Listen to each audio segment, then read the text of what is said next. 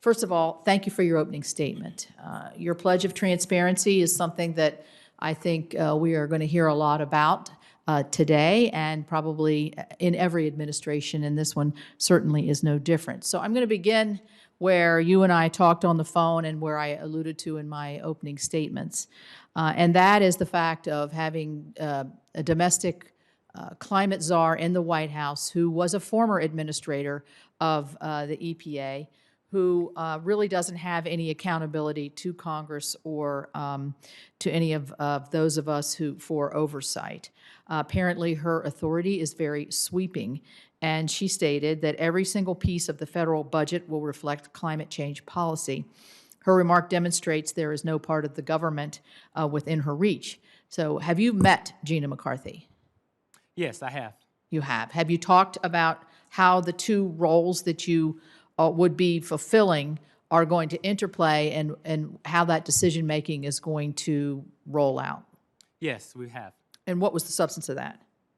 I think the substance of it was recognizing that with the president's ambitious goals, that there was an all-hands-on-deck approach, and that he would have staff in the White House that would have responsibilities in participating in climate policy, and that that task would also be before every single cabinet agency.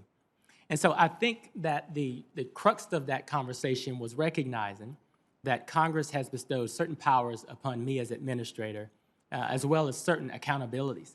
And so I look forward to working with the president's staff, but also look forward to working with every other cabinet agency as we develop a comprehensive pathway to reach the president's ambitious climate goals. Did you get a sense in the conversation with her that you would be reporting directly to her or to the president or a little bit of both? No, I think it's pretty clear that this position reports to the president. This position will be working with the staff in the White House. And of course, this position will be working with all of the cabinet agencies required for this whole of government approach. What about if there's a disagreement between the climate czar and the administrator of the EPA? I would hope that the transparency pledge would follow through on that. If you reach decisions, who's making that decision and how it was determined? How do you see disagreements being resolved when it's not inter-cabinets, but with a czar and a member of the president's cabinet? You know, with every complex issue, we anticipate healthy debates. And I believe that the realities are we have different positions that we serve in the administration. So I have no reason to believe that the positions of the EPA and the positions of the White House staff will get equal hearings. And hopefully we will have robust discussions in a manner that will yield the best results for the president to achieve this ambitious climate goal.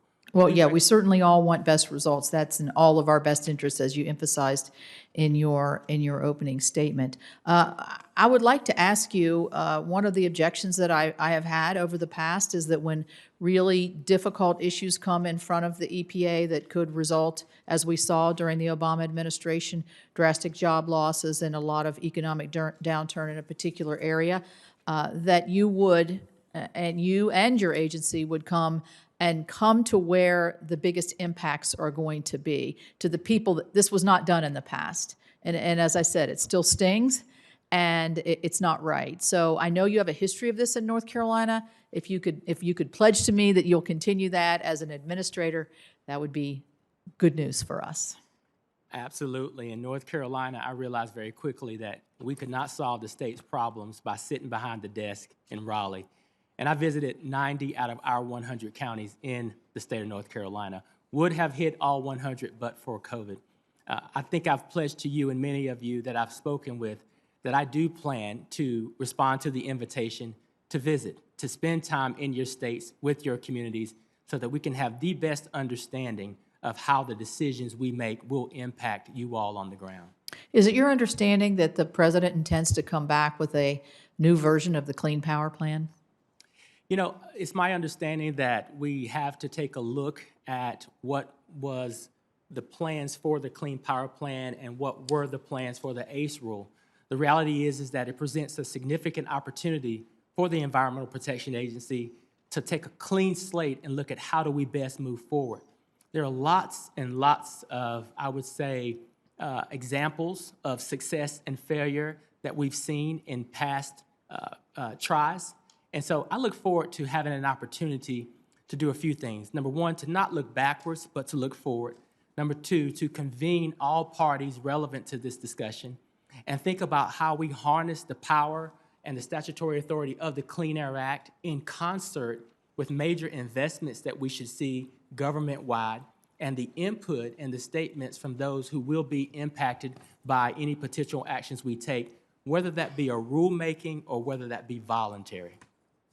Thank you. That ends my 5 minutes. I would say I'll be interested in maybe follow-up question on whether you think that means that we would go beyond the fence or not. That's a more difficult question. Senator